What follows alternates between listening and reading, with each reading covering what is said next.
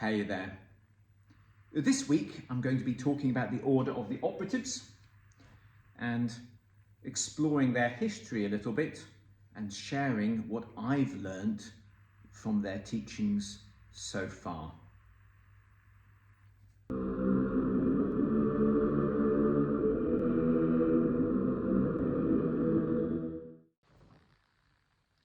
Hey there. So let's talk about the Operatives, or the Worshipful Society of Freemasons, Rough Masons, Wallers, Slaters, Pavers, Plasterers and Bricklayers, as their full title reads. Now, before I carry on with this video, I need to give you two warnings.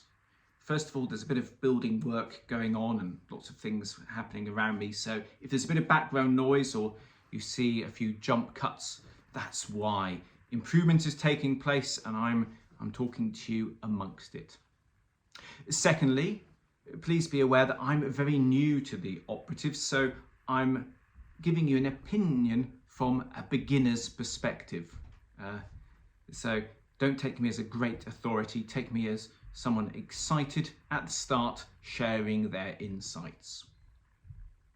Now, the Operatives are a society that was founded sometime around 1910, 1913, depending on how you look at it.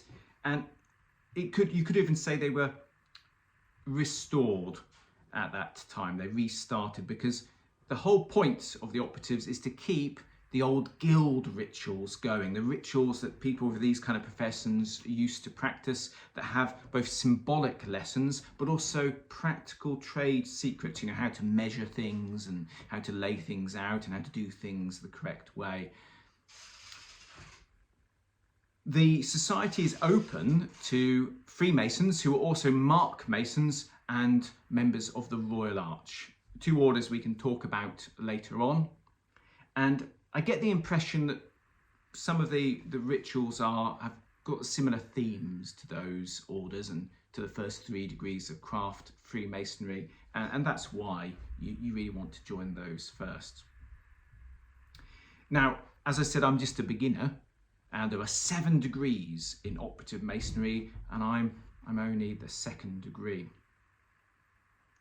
What has inspired me about their rituals so far is the element which is about practical ability, genuine methods of doing things which are superior to other methods.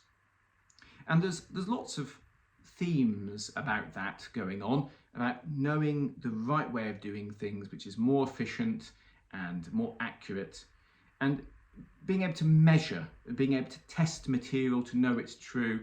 So there's a lot about practical truth.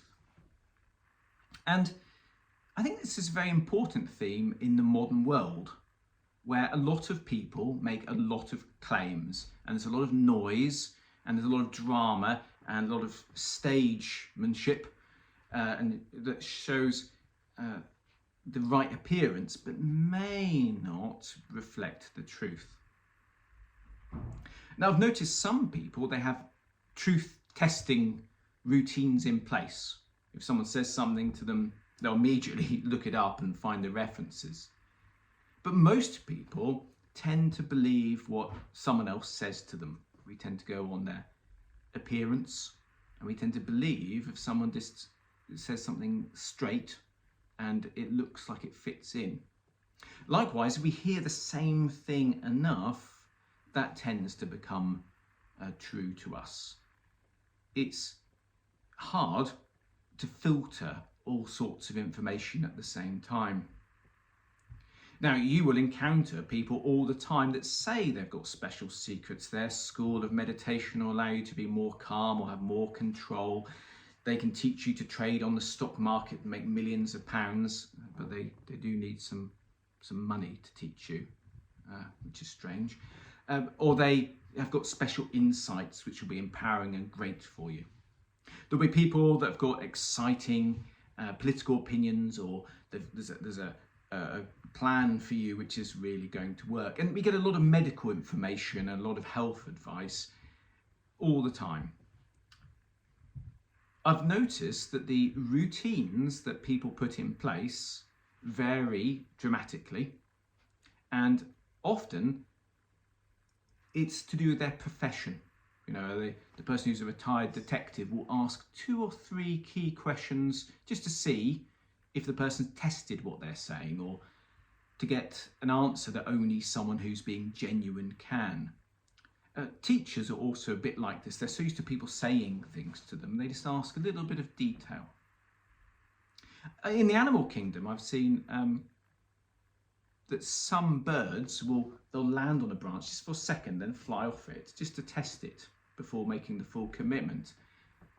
One of my friends, he had a ridgeback, a real big dog, and I noticed that dog didn't just jump on things, it put its front paws on and test first. So this is a natural thing in the animal kingdom to do, to make sure you check things out and make sure they're really what they say they are, or what they appear to be.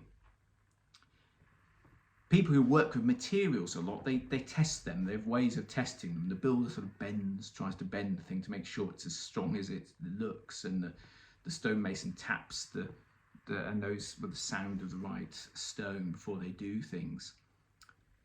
There's an old saying, isn't there? Measure twice, cut once.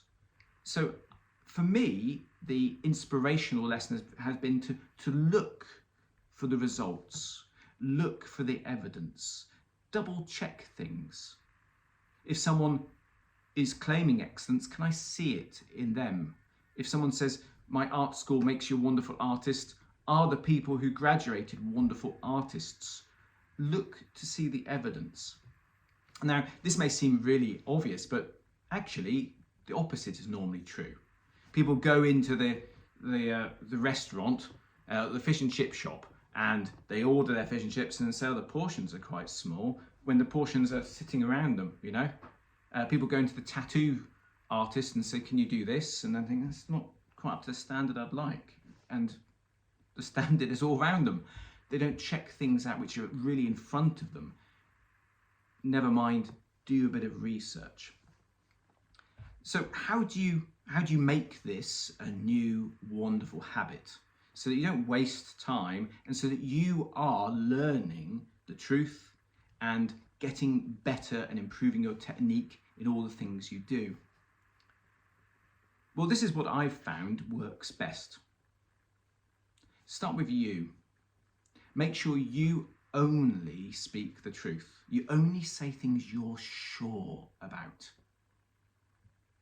And if you really put a watch on your words, if you really guard your tongue against anything which you're not absolutely sure about, you know, if you're going to advise something psychologically, you've tested it yourself, you've seen it work for other people, if you make sure you're absolutely accurate, you'll naturally start setting up all these disciplines, because when you hear information, you want to know whether that's repeatable. So you start to have a look, you start to do the research. When someone says something, you'll start to ask more questions, because it's important, because you want to know if you're filing this deep in your heart as truth, or whether you're putting it in the unsure category. So start with your words, and the rest will start to fall into place. And you'll find that this is an amazing thing. It's quite an enlightenment experience. Just speaking the truth means that you start to become the truth, and you get better and better at seeing the truth. Now, I always like to end these videos with a little bit of news about my week, my life, and what's coming up. So the first thing, which is in theme, is this week we've launched this book, Tectonic Art. I'll put a link to it below. This is actually written by the founder of the Operatives.